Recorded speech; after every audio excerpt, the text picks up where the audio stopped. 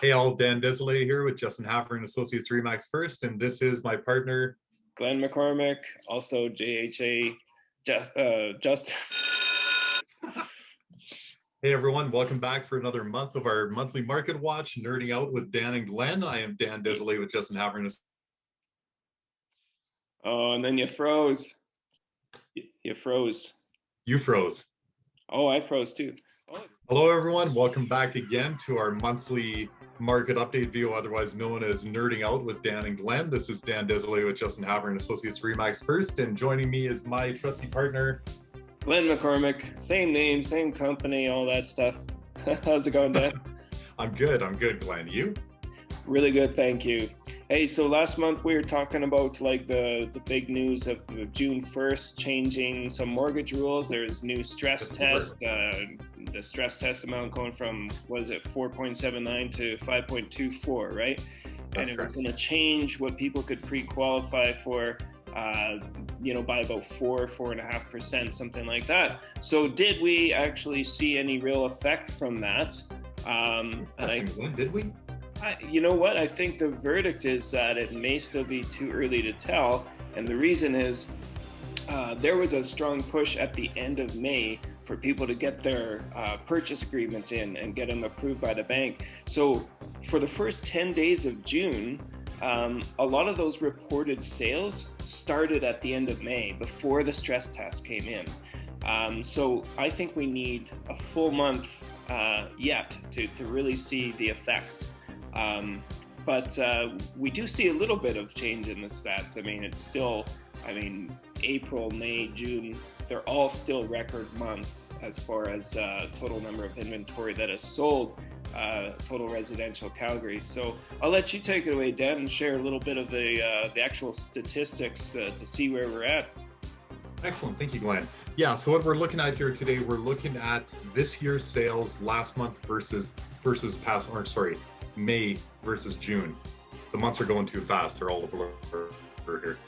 So looking at our total residential and sales numbers, in May we were at 2,985 sales, and June we were at 2,915. So we're seeing a little bit of a trend downwards. If we look back to April, we'd see that we were at 3,209.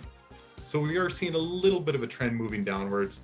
As far as new listings are concerned, we're seeing that same fluctuation. So we're seeing in May, this May, 4,564. We're going to get through this. We're still 4,564 total sales. This past month, June, we were at 4,135 sales. Not sales, of course, sorry. New listings. Yeah, that's our inventory, yes. Yeah. Yeah. Looking at, if we were looking back at April, we were sitting at 4,679. So yeah, we're seeing that little bit of a trend downwards in numbers on both sides as far as listings and sales are concerned, sort of balancing themselves out a little bit here. Yeah. That's good, though. We don't really want to see a total flood of inventory. Okay. Yeah. So let's talk about apartments for a little bit here. Are we seeing any positive changes there? Let's talk about that. So we've always been the Debbie Downers when it comes to the apartment talk, because that's, we were reporting the numbers that we were seeing. Now, let's look at our total sales. So total sales here for June for apartments, we were sitting at 442. Month before that, in May, we were sitting at 379. Sales are up. So a little bit of an increase. Now, let's look back to January of 2021, 184. Mm. Yeah, and again, there's still hope for apartments with like people from outside of Calgary looking at Calgary as a good place to invest. And what do you want to invest in? But like obviously, residential on the lower side of the scale, being apartments, more affordable side. So yeah, we'll keep our eyes on that and just see if things continue to get better for a longer period of time. And we go back to June to 2020, and this is what we are starting to see. Summer last year, we were following that trend, and eventually it exploded in January, February of this year. So yeah, hopefully we see the same kind of love, probably to a lesser scale, but for apartments.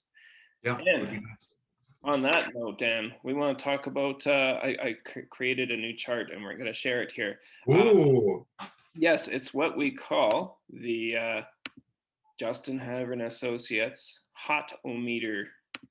Is that's what we're calling it, eh? Yes, well, Okay.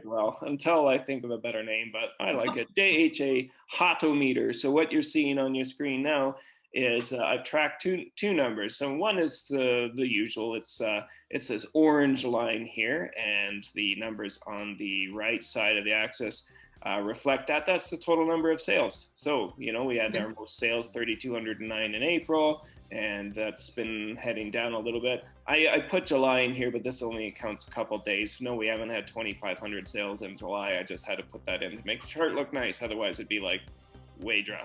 So let's look at the more important thing, which is about the Hot-o-Meter right now. And that is, I've created a line to show the percentage of homes that are selling at or above asking price. And I've tracked it through the years. So we started at 12.3% in January. That is higher than the norm. Usually we're around 8, 9, 10% in a normal market that might sell at asking price or higher, okay? Right. January, by the end of January, we started to see that hunger for real estate out there. So that's why it started there. Then we jumped to 22.2. The highest we've got this year is 28.8, but take a look at this. June, we had a lot of sales to go by, but that hunger is just starting to cool, right? And I mean, this is only the first 2 days in July, but we've had about almost 20%, pretty much 20% of the homes have been selling for at or above asking price. That could be totally different by the end of the month. But my prediction is that it will be under 25 because, again, throw in the June 1st mortgage rule changes and also the fact that buyers are just getting plain sick of bidding wars and stuff like that. And here we are. So we're gonna feature this chart for a few minutes, or for 1 minute at least, for the next few months, and we'll just see how it all looks. Sound good to you, Dan?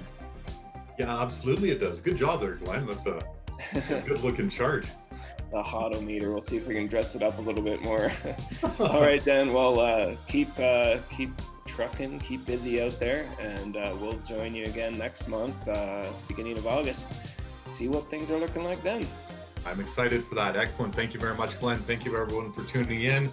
As always, any questions, if you want any information on any specific communities or housing styles, information is at the bottom of the screen. All right. Take care, everybody. Stay cool. Bye. Bye.